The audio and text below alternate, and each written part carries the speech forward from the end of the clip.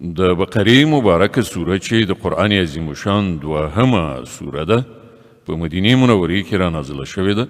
280 مبارک آیاتونه لري. تلاوت او پښتو ترجمه یې له 115 آیت څخه اورئ. اعوذ بالله من الشیطان الرجیم. پناه وړم الله ته له شړل شوي شیطان څخه. بسم الله الرحمن الرحیم. د الله په نوم چې ډېر زیات مهربان پوره رحم لرونکی دی. ولله المشرق والمغرب فأينما تولوا فثم وجه الله إن الله واسع عليم. ختیځ او لویدیځ ټول د الله دی. په هر لوري چې تاسې مخ واړوئ همغه لوري ته د الله مخ دی. الله د ډېرې پراختیا خاوند او په هر څه پوهېدونکی دی. وقالوا اتخذ الله ولدا سبحانه بل له ما في السماوات والأرض كل له قانتون. هغوی وایي چې الله څوک په زوی ولۍ سره نیولی دی. الله له دې خبرو پاک دی. اصلي حقیقت دا دی چې د ځمکې او آسمانونو ټولې هستۍ د هغه دي. ټول د هغه د امر منونکي دي. بديع السماوات والأرض وإذا قضى أمرا فإنما يقول له كن فيكون. هغه د آسمانونو او ځمکې هستونکی دی او د کومې خبرې چې هغه فیصله صادروي صرف دومره امر ورته کوي چې شه نو هغسې کیږي. وقال الذين لا يعلمون لولا يكلمنا الله أو تأتينا آية كذلك قال الذين من قبلهم مثل قولهم تشابهت قلوبهم قد بينا الآيات لقوم يوقنون. ناپوهان وایي چې الله په خپله ولې موږ سره نه غږیږي یا موږ ته کومه نښه ولې نه راوړي. همدا شان خبرې له دوی نه مخکې خلکو هم کولي. د دې ټولو مخکنیو او وروستنیو ګمراهانو ذهنیتونه یو شان دي. باور لرونکو ته خو موږ په ډاګه څرګنده خپلې نښانې ښکاره کړي دي. إنا أرسلناك بالحق بشيرا ونذيرا ولا تسأل عن أصحاب الجحيم. مونږ ته د حقایقو له علم سره زیری ورکوونکی او ویرونکی لیږلی او د دوزخ د خاوندانو په هکله ته نه پوښتل کیږي. ولن ترضى عنك اليهود ولا النصارى حتى تتبع ملتهم قل إن هدى الله هو الهدى ولئن اتبعت أهواءهم بعد الذي جاءك من العلم ما لك من الله من ولي ولا نصير. یهودیان او عیسایان به هیڅکله له تا نه خوشحاله نشي تر څو چې ته د هغو په لاره لاړ نه شي. دوی ته په کلکه ووایه چې سمه لاره یوازې همغه ده چې الله ښودلې ده او که ته له هغه علم نه وروسته چې درکړی شوی دی د هغو په خواهشونو پسې لاړ شي نو ستا هیڅ دوست او مرستندوی نشته چې د الله له نیونې نه دې وژغوري. الذين آتيناهم الكتاب يتلونه حق تلاوته أولئك يؤمنون به ومن يكفر به فأولئك هم الخاسرون. کومو خلکو ته چې مونږ کتاب ورکړی دی هغوی داسې لولي چې څنګه د هغه د لوستلو حق دی. هغوی ورباندې د زړه له کومې ایمان راوړی دی او څوک چې د هغه د نه منلو چلند غوره کړي همغوی په اصل کې زیانمن دي. يا بني إسرائيل اذكروا نعمتي التي أنعمت عليكم وأني فضلتكم على العالمين. ای بني اسرائیلو زما هغه نعمت در یاد کړئ چې پر تاسې مې لورولی او دا چې ما تاسې ته د نړۍ پر ټولو قومونو فضیلت درکړی واتقوا يوما لا تجزي نفس عن نفس شيئا ولا يقبل منها عدل ولا تنفعها شفاعة ولا هم ينصرون او ویریږئ له هغې ورځې نه چې هیڅوک به هیڅ چاته یوه ذره په درد ونه خوري نه به له چا نه فدیه قبوله کړای شي نه به کوم سپارښت انسان ته ګټه ورسوي او نه به ګناهکارانو ته له کومې خوا نه څه مرسته ورسېدی شي وإذ ابتلى إبراهيم ربه بكلمات فأتمهن قال إني جاعلك للناس إماما قال ومن ذريتي قال لا ينال عهد الظالمين یاد کړه هغه وخت چې پر ابراهیم باندې د هغه رب د څو خبرو ازمایښت وکړ او هغه ټولې سرته ورسولې نو الله وفرمایل زه تا د ټولو خلکو قائد ټاکم ابراهیم عرض وکړ او آیا زما له اولادې سره همدا وعده ده هغه جل علا شانه وویل زما وعده له ظالمانو سره نشته وإذ جعلنا البيت مثابة للناس وأمنا واتخذوا من مقام إبراهيم مصلى وعهدنا إلى إبراهيم وإسماعيل أن طهر بيتي للطائفين والعاكفين والركع السجود او دا چې مونږ دا کور یعنی کعبه د خلکو لپاره مرکز او د امن ځای جوړ کړی او خلکو ته مو امر کړی و چې په کوم ځای کې چې ابراهیم د عبادت لپاره درېږي هغه ځای په مخصوصه توګه د لمانځه ځای جوړ کړی او ابراهیم او اسماعیل ته مو په کلکه ویلي و چې زما دا کور د طواف کوونکو چیله کیدونکو یعنی اعتکاف کوونکو او رکوع او سجده کوونکو لپاره ستره کړی وإذ قال إبراهيم رب اجعل هذا بلدا آمنا وارزق أهله من الثمرات من آمن منهم بالله واليوم الآخر قال ومن كفر فأمتعه قليلا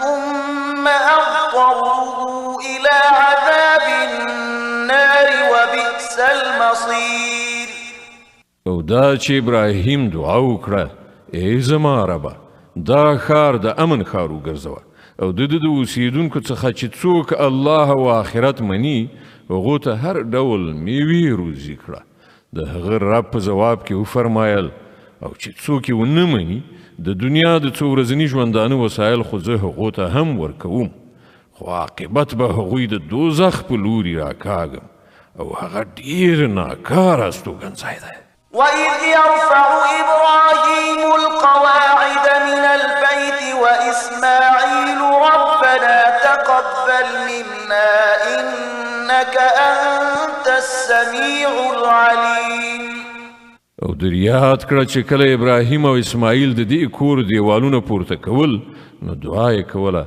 ای زمونږ ربه له موږ نه دا خدمت قبول کړه ته د هر څه اوریدونکی او په ټولو شیانو پوهیدونکی ربنا واجعلنا مسلمين لك ومن ذريتنا أمة مسلمة لك وأرنا مناسكنا وتب علينا إنك أنت التواب الرحيم ای ربه مونږ دواړه تا ته غاړه ایښودونکي وګرځوه زمونږ له ذوات نه یو داسې قوم راوبر کوه چې تا ته غاړه ایښودونکي وي مونږ ته د خپل عبادت لارې لیکې را زده کړه او زمونږ توبه قبوله کړه ته لوی بخونکی او رحم کوونکی ربنا وابعث فيهم رسولا منهم يتلو عليهم آياتك ويعلمهم الكتاب والحكمة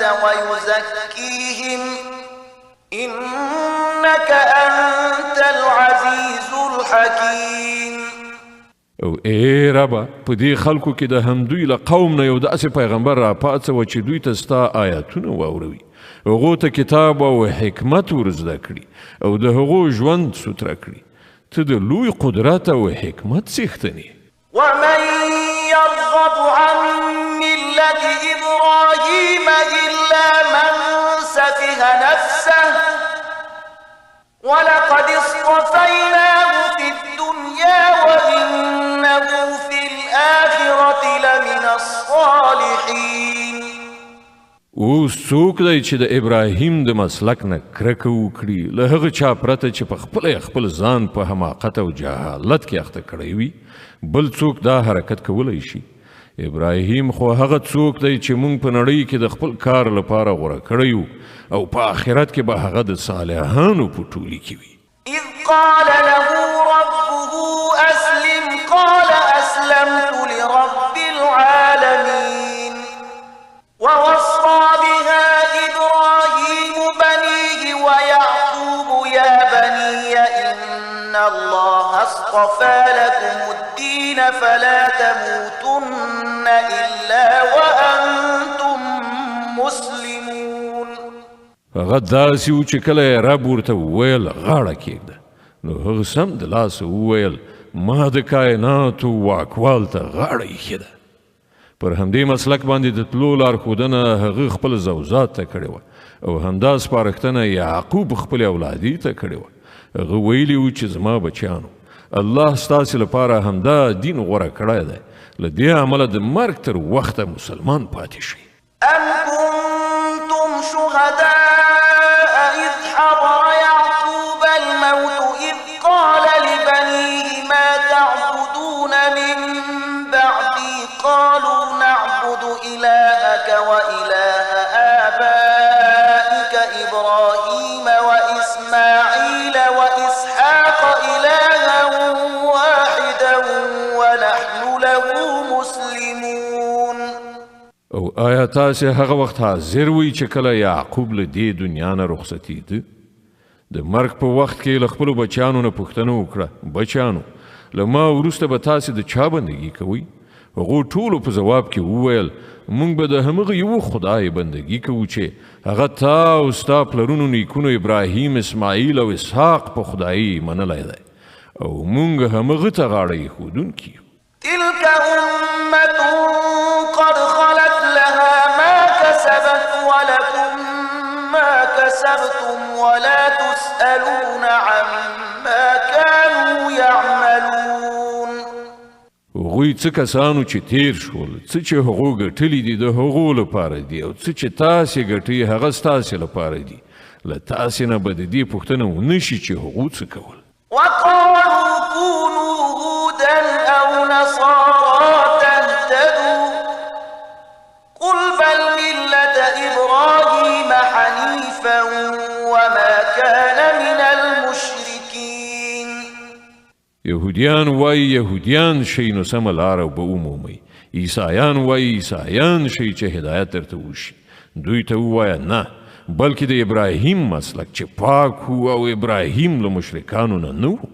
قولوا آمنا بالله وما أنزل إلينا وما أنزل إلى إبراهيم وإسماعيل وإسحاق ويعقوب والأسباط وما أوتي موسى وعيسى وما أوتي النبيون من ربهم والأسباط وما أوتي موسى وعيسى وما أوتي النبيون من ربهم لا نفرق بين أحد منهم ونحن له مسلمون.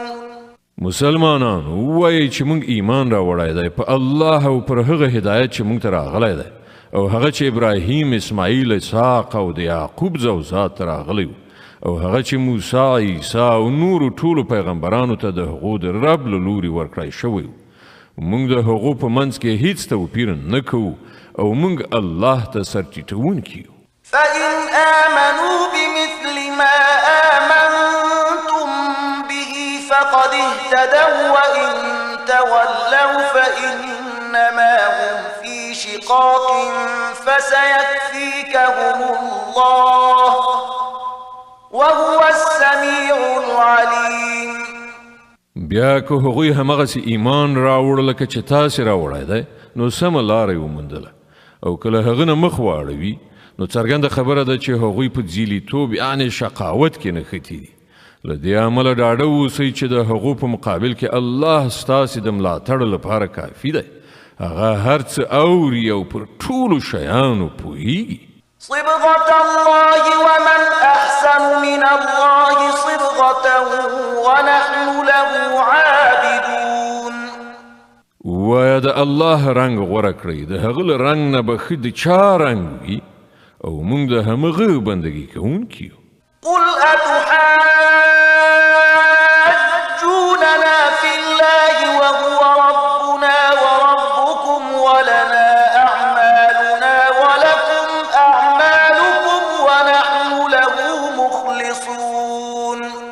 ای پیغمبره دوی ته ووایه آیا تاسې د الله په باب له موږ سره جګړه کوئ په داسې حال کې چې همغه هم زموږ رب دی او هم ستاسې.